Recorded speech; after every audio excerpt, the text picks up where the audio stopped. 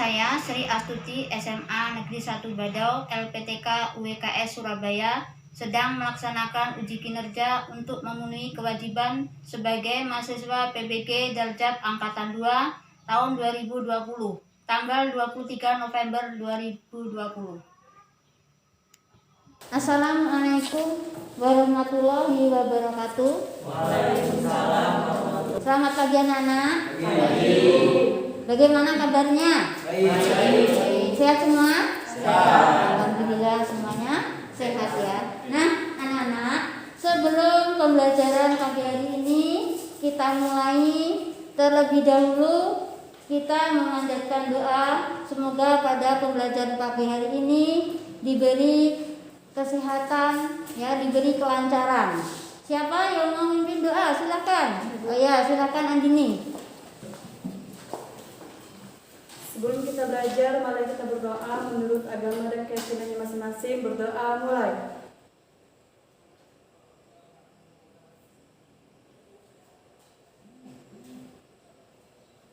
Berdoa selesai. Ya. Terima kasih ya pada Andini yang telah memimpin doa. Ya. Nah, anak-anak, sebelum kita melanjutkan materi pada pembelajaran pagi hari ini, ya, terlebih dahulu Ibu akan mengabsen kalian, ya. Siapa hari ini yang tidak masuk? Masuk semua. Ya, masuk semua ya. Ya, Bu. Jadi semuanya masuk ya. Ya, alhamdulillah. Jadi semuanya masuk, sehat semua ya. Semangat ya anak-anak ya. Nah, baiklah anak-anak, ya. Untuk pertemuan hari ini, ya, pada waktu minggu yang lalu kita sudah mempelajari materi mengenai apa? Ya, mengenai teks editorial. Mungkin ada di antara kalian yang ingat apa itu teks editorial? Ya, Bu. Teks editorial adalah artikel yang ditulis oleh redaktur koran atau majalah yang merupakan pandangan redaktur yang merupakan suatu peristiwa berita yang aktual yang sedang menjadi sorotan fenomenal yang membuat beberapa perbedaan pendapat. Ya, yaitu jadi yang dimaksud dengan teks editorial adalah suatu sejenis artikel ya, sejenis artikel atau pandangan dari tim redaktur yang menyoroti mengenai permasalahan yang berlangsung ya. Biasanya yang disoroti mengenai apa? Misalnya mengenai sosial, mengenai lingkungan ya. Nah, baru-baru ini sekarang misalnya mengenai pemilu ya. Nah, biasanya dalam teks editorial itu ya, di situ terdapat opini ya. Terdapat opini dan juga ada fakta ya. Nah, itu dalam teks editorial ya. Nah, pada minggu yang lalu ya, kalian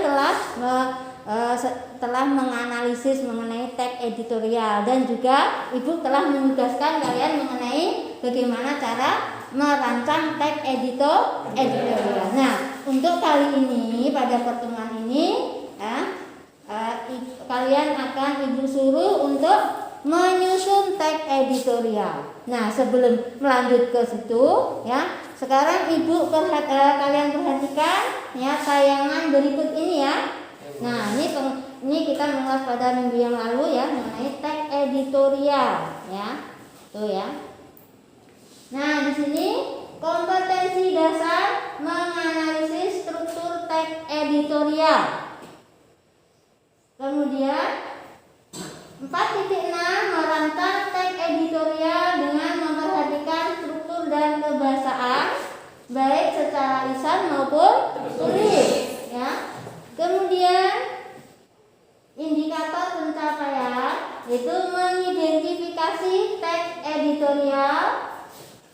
Kemudian 3.6.2 mengidentifikasi unsur kebahasaan teks editorial.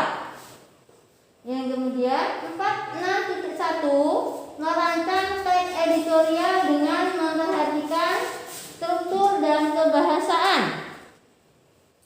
Kemudian 4.6.2 menyusun teks editorial dengan memperhatikan struktur dan aspek kebahasaan, ya. Nah, tujuan pembelajaran, ya. Jadi tujuan pembelajaran melalui kegiatan pembelajaran yang menuntut peserta didik untuk mengamati, membaca permasalahan, menuliskan penyelesaian dan mempresentasikan hasilnya dalam bentuk tertulis. Peserta didik dapat menginterpretasi materi teks editorial dengan rasa ingin tahu, tanggung jawab, disiplin selama proses pembelajaran, kemudian bersikap jujur, santun, percaya diri dan pantang menyerah, memiliki sikap responsif atau berpikir kritis, proaktif, rekreatif serta mampu berkomunikasi dan bekerja sama dengan baik. Ya, itu tujuan pembelajaran. Kemudian yang berikutnya, nah ini minggu lalu sudah Ibu terangkan ya mengenai pengertian teks editorial. Jadi teks editorial atau disebut juga dengan apa? Tajuk rencana. Jadi teks editorial atau tajuk rencana adalah teks yang berisi pendapat pribadi seseorang atau bisa teks yang berisi pendapat dari tim redaksi terhadap suatu isu atau masalah yang aktual. Atau masalah aktual itu masalah yang terbaru yang meliputi ya masalah politik, sosial ataupun masalah ekonomi yang memiliki hubungan secara signifikan dengan politik. Nah, itu pengertian dari teks editorial. Ya, jadi dalam teks editorial itu ya di dalamnya itu ada apa? Fakta, ada juga opini atau yang disebut dengan apa? Pendapat ya. Nah, itu. Kemudian yang berikutnya tujuan dan manfaat editorial. Nah, di sini tujuan teks editorial yaitu mengajak pembaca untuk ikut berpikir dalam masalah atau isu atau topik yang sedang berkembang dalam kehidupan masyarakat sekitar atau memberikan pandangan kepada pembaca terhadap isu yang sedang berkembang. Itu tujuan teks editorial. Nah, apa manfaatnya? Manfaatnya yaitu memberi informasi kepada pembaca untuk merangsang ya pemikiran dan terkadang mampu menggerakkan pembaca untuk bertindak. Nah, misalnya teks editorial kan sering ada kontroversial ya, yang bisa menimbulkan orang pembaca itu apa? Berpikir untuk apa? Yang bisa menimbulkan perdebatan. Nah, itu biasanya ya. Nah, tuh. Kemudian berikutnya fungsi teks editorial yaitu pertama menjelaskan berita dan akibatnya kepada masyarakat. Kemudian mengisi latar belakang dari kaitan berita tersebut dengan kenyataan sosial dan faktor yang mempengaruhi dengan lebih menyeluruh ya. Kemudian yang ketiga mempersiapkan masyarakat yang kemungkinan akan terjadi. Dan yang keempat meneruskan penilaian moral mengenai berita tersebut ya, itu. Nah, kemudian yang berikutnya, nah ini struktur teks editorial. Nah, di sini ada masalah atau pernyataan pendapat. Nah, pernyataan pendapat itu adalah tesis atau pernyataan umum. Kemudian yang kedua ada argumentasi. Apa itu argumentasi? Argumentasi apa ya? Pendapat. Nah, itu namanya argumentasi. Kemudian ada penegasan ulang. Penegasan ulang itu adalah pernyataan pernyataan ulang ya, yang ditunjang dengan apa? Dengan fakta ya. Itu namanya penegasan ulang ya. Kemudian yang berikutnya, nah ini kaidah kebahasaan teks editorial ya. Nah, ini ada menggunakan kata-kata populer. Kemudian yang kedua menggunakan kalimat retoris ya. ketiga menggunakan konjungsi atau kata penghubung kausalitas. Itu seperti apa? Misalnya kata sebab akibat. Kemudian menggunakan kata ganti petunjuk. Nah, kata ganti petunjuk itu kan ada kata ganti petunjuk tempat. Contohnya apa? Di sana. Kemudian di sini. Ini kata ganti penunjuk tempat. Ya. Kemudian berikutnya, nah sini penyusunan ya, rancangan teks editorial ya, penyusunan teks editorial yang juga penyusunan teks editorial ya, yang sudah kalian laksanakan kemarin kan. Nah berikutnya, nah ini jadi langkah-langkah menyusun teks editorial atau tajuk rencana. Yang pertama, mengambil topik atau masalah penting yang memiliki sudut pandang berita terkini ya, dan menarik perhatian ke baca. Jadi kalau kalian mau buat itu yang kira-kira itu yang menarik bagi pembaca ya, judulnya yang semenarik mungkin ya. Kemudian yang kedua, mengumpulkan informasi dan fakta ya, dan melakukan riset atau melakukan apa? Penelitian atau riset ya. Kemudian yang ketiga, nah, menganalisis masalah yang diangkat ya, tentang masalah apa ya, seperti ibu katakan tadi, boleh masalah kesehatan, boleh masalah apa? Politik, terus boleh masalah apa coba? Yang keras coba. Masalah sosial. Apalagi? Ada masalah apa? Lingkungan. Boleh masalah pendidikan. Tuh. Kemudian yang berikutnya, memberikan solusi atau memberikan jalan keluar yang realistis terhadap masalah di luar pengetahuan umum ya. Nah, memberikan solusi itu memberikan jalan keluarnya ya. Kemudian yang kelima, menulis ya kurang lebih 500 kata dengan menggunakan kata kerja dan tidak menggunakan kata ganti saya, kamu, itu tidak ya. Jadi menggunakan kata kerja. Nah, dari uraian ini yang teks editorial ini ya, mungkin ada pertanyaan yang bisa kalian tanyakan kepada ibu. Silakan tunjuk jari. Tunjuk jari. Siapa? Ya. Bu, kalimat retoris itu kalimat yang bagaimana? Nah, siapa namamu? Lupa. Indah, Bu. Ya, Indah. Jadi kalimat retoris. Nah, Indah itu menyatakan kalimat retoris. Siapa yang bisa menjawab kalimat retoris? Bu. Ya. Apa? Contoh kalimat Ada? retoris. Apakah bisa kamu mengerjakan semua ini? Jangan dilihatkan kertasnya. Ya. Bagaimana? Contohnya?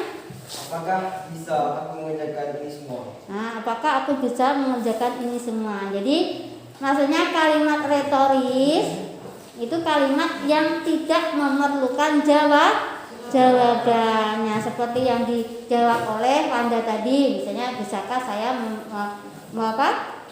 bisakah saya apa tadi? Nah, bisakah saya mengerjakan ini semuanya? Itu yang menjawab diri sendiri, ya tidak. Nah, itu namanya kalimat retoris, itu kalimat yang tidak memerlukan jawaban, ya. Nah, mungkin ada lagi? Ya. Bu, yang dimaksud kata populer itu yang bagaimana? Ya, jadi ada istilah kata populer. Ya, mungkin ada yang tahu yang bisa menjawab? Silakan. Kata populer misalnya percobaan atau cara. Nah, pengertiannya apa? Ya, itu contohnya. Pengertiannya?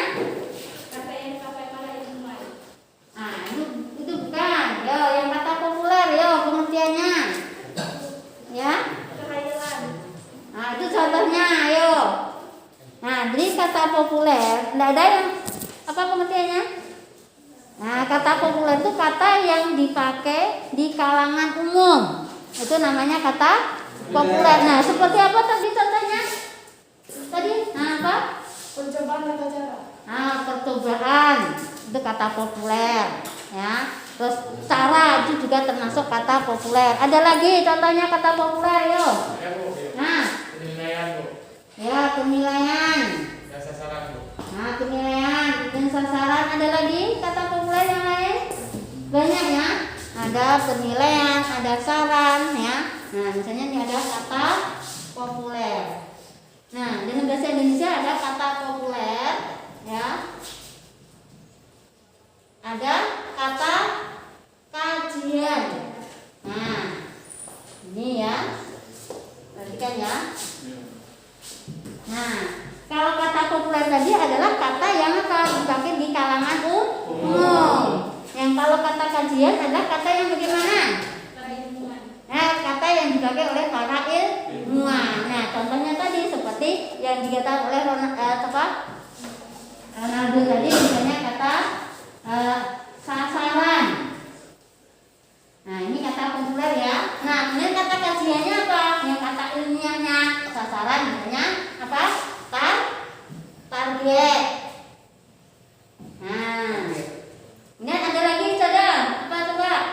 Penilaian Bu. Nah, penilaian itu kata populer atau kata kajian? Penilaian. Populer, penilaian. Nah, kemudian kata kajiannya apa? Evaluasi. Evaluasi. Nah, ini ada lagi contoh kata populer yang lain. Percobaan Bu. Percobaan, ya, yang keras ya, percobaan. Nah, kemudian kata kajiannya apa? Eksperimen. Eksperimen. Nah, ini yang membedakan kata populer dengan kata kajian. Ya. Nah, mungkin ada lagi yang mau bertanya? Ada lagi? Nah, kalau tidak ada, ya, Ibu beri waktu, ya. Nah, kalian beri waktu pada kalian kita 10 menit, 15 menit, ya.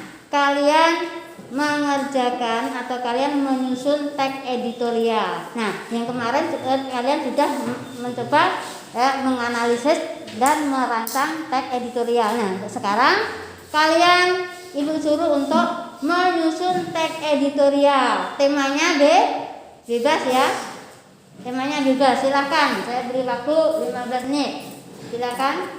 Salam.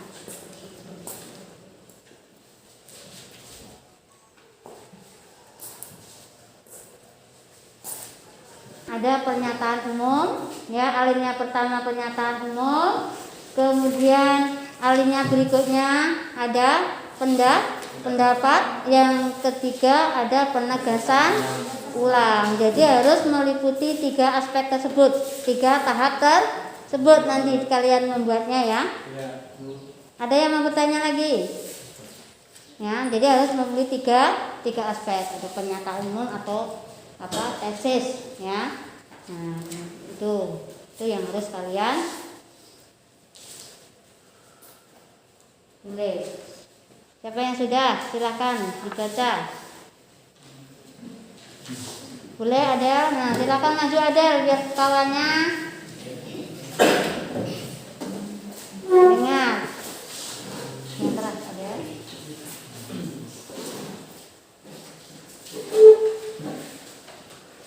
Contoh teks editorial. Judul: Pentingnya siswa mengikuti ekstrakurikuler di sekolah. Pernyataan pendapat atau tesis. Saat ini setiap sekolah memiliki kegiatan ekstrakurikuler yang cukup banyak. Kegiatan tersebut merupakan salah satu kegiatan yang bermanfaat untuk mengembangkan hobi yang dimiliki setiap siswa. Argumentasi. Agar siswa mau mengikuti kegiatan ekstrakurikuler, maka guru harus memberikan masukan atau nasihat untuk siswa yang malas. Caranya dengan melakukan tes perkenalan bakat dan minat setiap siswa, sehingga bisa dikembangkan melalui setiap kegiatan ekstrakurikuler. Penegasan ulang. Setiap murid harus paham dan sadar akan manfaat yang bisa didapatkan dari kegiatan ekstrakurikuler tersebut.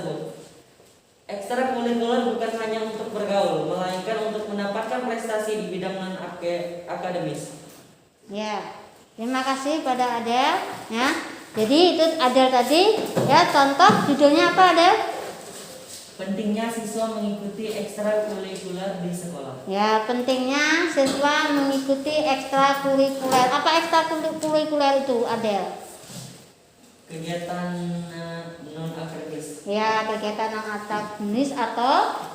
akademis atau kegiatan di Kegiatan di luar sekolah. kegiatan di luar sekolah. Contohnya apa?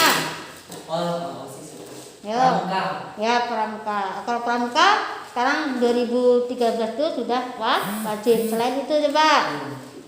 Yo, yang non akademis yang selain sekolah apa? Ekstrakurikuler. OSIS? Masuk? Masuk. Terus apa lagi? Apa lagi? Nah, pencak silat. Nah, apa lagi? Ya, Andini. Yang termasuk ekstrakurikuler. Ada OSIS, pencak silat, terus apa lagi? Drum band masuk ya. Terus apa lagi? Nah,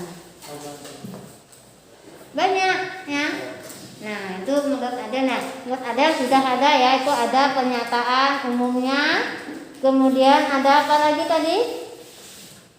Ada pendapatnya ya.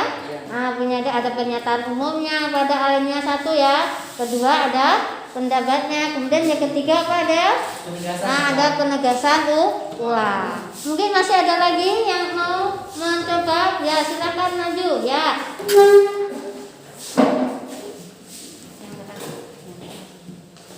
Yang sini.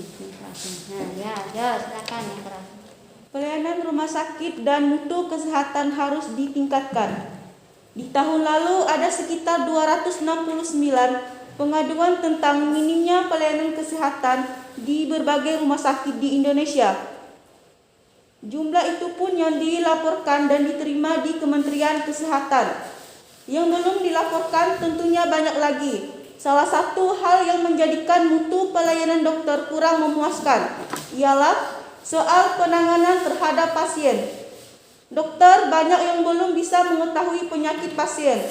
Kadang obat yang diberikan pasien tidak tepat. Seharusnya pemerintah terutama di bidang kesehatan selalu memperbaharui atau meningkatkan mutu para dokter di seluruh Indonesia secara berkala. Hal itu bertujuan agar pelayanan masyarakat dapat berhubungan dengan baik. Ya, terima kasih Dini. Nah, itu apa tadi Dini temanya? Pelayanan rumah sakit dan mutu kesehatan harus ditingkatkan. Pelayanan rumah sakit ya dan mutu kesehatan yang harus ditingkatkan. Ya, jadi di bahasa ini ya, kadang pelayanan rumah sakit itu ada yang kurang maksimal, ya tidak. Bahkan ada contohnya saja yang di kota-kota itu ada ya, ada yang sampai menolak pasien, ada juga. Nah, maka pemerintah perlu perlu meningkatkan istilahnya pelayanan rumah sakit. Nah, itu tadi hanya saja punya Dini. Nah, ini tidak diberi penegasan ulangnya yang tidak diberi pernyataan umumnya yang mana, kemudian opininya yang mana, kemudian penegasannya yang mana ya. Jadi harus diberi ya. Nah, lain kali harus diberi ya Dini ya. Nah, sudah bagus ya. Hanya kurang tahap-tahapnya itu belum belum Dini diberi ya, diberi ya gitu. Nah, mungkin masih ada lagi yang ingin mencoba. Ada Agustina? Ada ya. Yang lain? Ya? Tidak ada ya?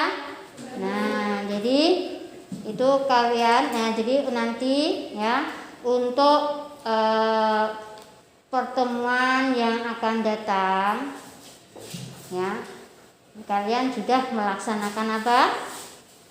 Kalian sudah melaksanakan akhir November nanti, awal Desember nanti kalian sudah melaksanakan ulangan umum semester ya.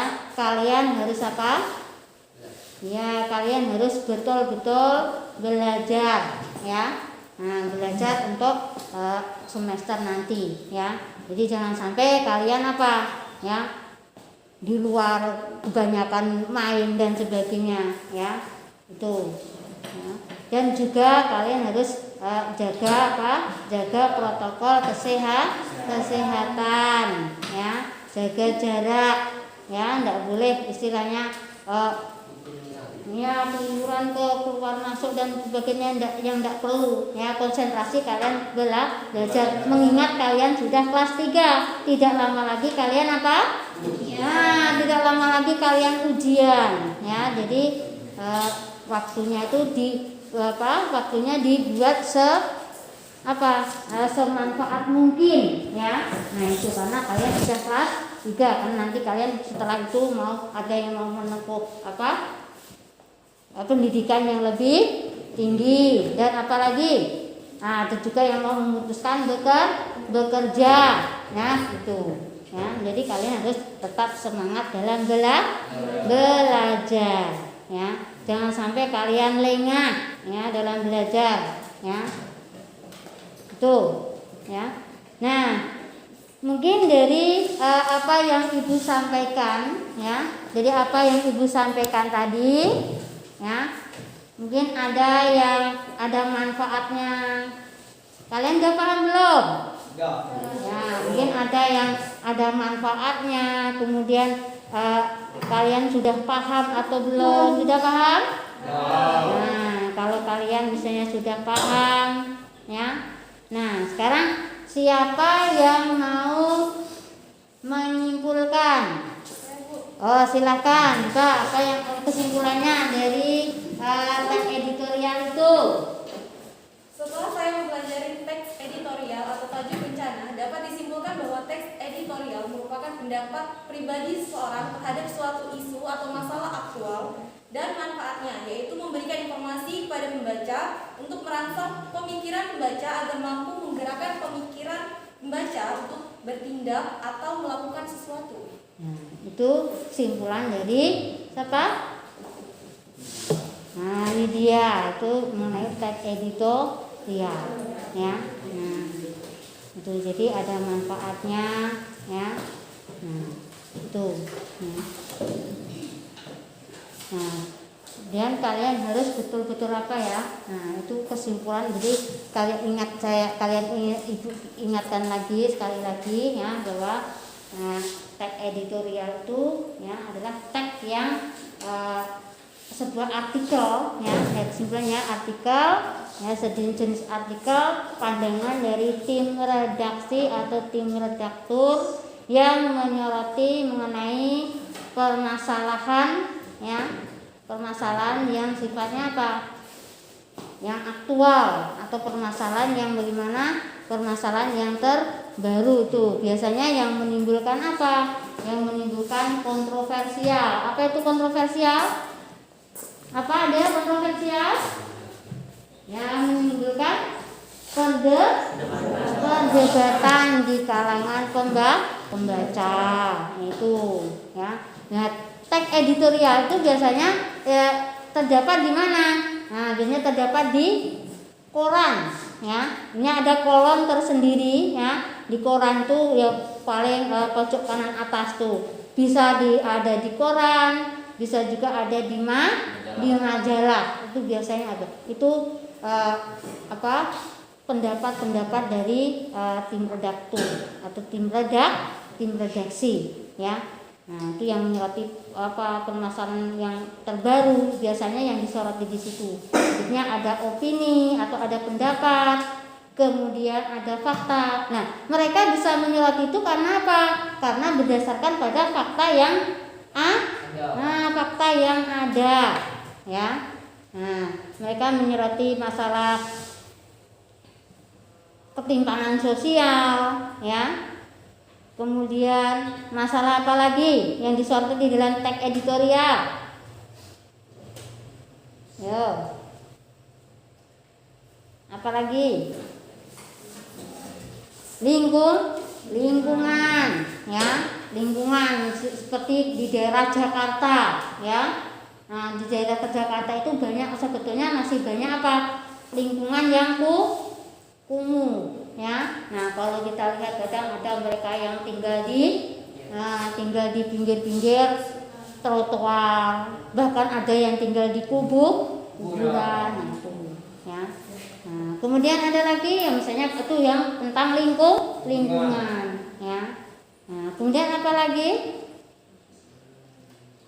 Nah, itu yang disorti dalam dalam editorial atau dalam tajuk rencana ya, itu ya. Nah, jadi untuk itu ya tadi sudah disimpulkan oleh siapa?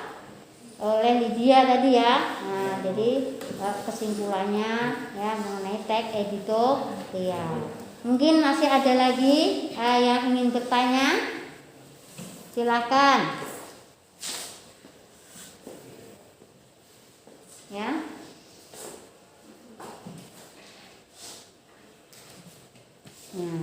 Nah, jadi kalau tidak ada yang bertanya, ya, kalau tidak ada yang bertanya, Ibu cukupkan sekian, ya. Ibu cukupkan sekian saja, ya. Jadi untuk minggu depan kalian sudah melaksanakan apa? Ujian akhir semester. Jangan lupa kalian tetap semangat dan tetap belajar. Nah, ini jam ketiga siapa ini? Oh, Pak Edi. Oh, Pak Edi ya. Jam ketiga Pak Edi ya. PKWU ya. Nah, kiranya itu saja yang dapat Ibu sampaikan. Tadi sudah disimpulkan ya. Nah, jadi ya, pada pagi hari ini Ibu tutup ini saja ya. Ibu ucapkan Assalamualaikum warahmatullahi wabarakatuh. Waalaikumsalam.